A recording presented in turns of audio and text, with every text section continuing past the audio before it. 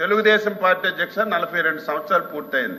ఈ పార్టీ ఎన్నికల వరకే రాజకీయాలు, ఎన్నికల తరువాత పేదవాడ అభివృద్ధి, రాష్ట్ర అభివృద్ధి ధ్యేయంగా పనిచేస్తున్నాం. మీరు కూడా లాస్ట్ 5 years అధ్యక్ష ఏం చేశారు ఒకసారి సీనియర్ మంత్రిగా బొత్స సత్యబాబు గారు ఒకసారి తెలుసుకోవాలి. మేము కట్టినీళ్ళకి రంగులు వేసుకున్నారు, బిల్డింగ్లకు రంగులు వేసుకున్నారు, అన్ని ఎవరు పార్టీ తరఫున పనిచేశారో ఒకసారి గుర్తు చేసుకోవాలి. మళ్ళీ చెప్తున్నాం ఈ ప్రభుత్వానికి శాసన మండలి ద్వారా మీ ద్వారా ప్రజలకు తెలియజేస్తున్నాం. ఈ పార్టీకి, ఈ ఎన్డీఏ ప్రభుత్వానికి రంగు లేదు, రుచి లేదు, వాసన లేదు, ధనవంతులు లేడు.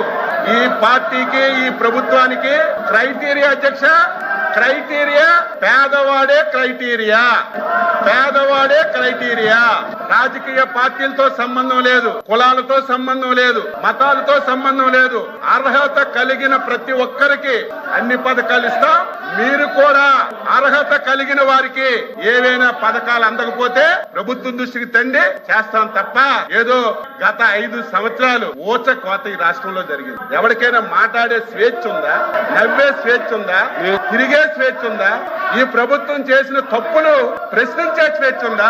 ఈ రోజు మీకు ప్రజాస్వామ్య పాలన వచ్చింది. మీరు అధికారం వచ్చిన 6 రోజుల నుంచి 7 రోజుల నుంచి ప్రజల్లోకి వెళ్తున్నారంటే దట్ ఈజ్ ప్రజాస్వామ్య ప్రభుత్వం ఇది. మీరు 5 సంవత్సరాలు మేము ఏదైనా కార్యక్రమంకి వెళ్తామంటే 5వ గంటకే, ఏకోజామున 5వ గంటకే పోలీసులు వచ్చి గేట్లకు తాళాలి. కారెక్కితే అరెస్టులు, ఎవరైనా మాట్లాడితే కేసులు, ప్రభుత్వాన్ని విమర్శిస్తే తప్పుడు కేసులు ఇటు జైల్లో పెట్టడం, ఇంకా మాట్లాడితే ఆస్తులు ధ్వంసం చేయడం. ఇవన్నీ 5 సంవత్సరాలు కళ్ళతో మేము అందరం రాష్ట్రంలో చూసాం. మేము ఈ రోజు స్వేచ్ఛగా మీరు వెళ్ళండి, ప్రజాస్వామ్యబద్ధంగా మీ పరిపాలన మేము చేస్తున్నామని మీకు స్వేచ్ఛనిచ్చి మాట్లాడిస్తున్నటువంటి ముఖ్యమంత్రి అధ్యక్ష చంద్రబాబు నాయుడు గారు ఈ రోజు మళ్ళీ చెప్తున్నాం, ఈ ప్రభుత్వానికి, ఎన్డీఏ ప్రభుత్వానికి పేదరికమే క్రైటీరియా. ఎవడు పేదవాడున్నా, ఏ పార్టీ ఉన్నా తప్పనిసరిగా ప్రభుత్వం నుంచి అన్ని విధాల సహాయం అందిస్తామని మళ్ళీ ఈ సభ ద్వారా రాష్ట్ర ప్రజలకు తెలియజేస్తున్నాను. మీరే ఏదో మొత్తం ఎసెట్స్ ఇప్పుడే గౌరవ ప్రతిపక్ష నాయకులు మేమేదో ఎసెట్స్ అన్ని పెంచడానికి మేము కొన్ని నిర్ణయాలు తీసుకున్నామని చెప్పి ప్రతిపక్ష నాయకులు చెప్పారు అధ్యక్ష.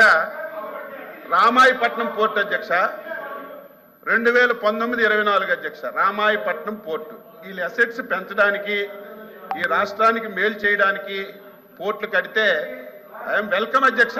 ఎవరు మంచి పని చేసినా సరే దాన్ని మేము ఎప్పుడు కూడా విమర్శించవచ్చు. ఈరోజు రామాయపట్నం పోర్టుకి 1865.79 కోట్ల రూపాయలు మంజూరు చేశారు అధ్యక్ష. 5 సంవత్సరాల్లో 160 కోట్లు ఖర్చు పెట్టి మేము ఎసెట్స్ క్రియేట్ చేస్తున్నామంటే ధర్మం అధ్యక్ష. ఈరోజు మచిలీపట్నం పోర్టు అధ్యక్ష 744 కోట్ల అధ్యక్ష, ఒక పైసా ఖర్చు పెట్టలే. మూలపేట పోర్టు అధ్యక్ష 1158 కోట్లకి 240 కోట్లు ఖర్చు పెట్టారు అధ్యక్ష.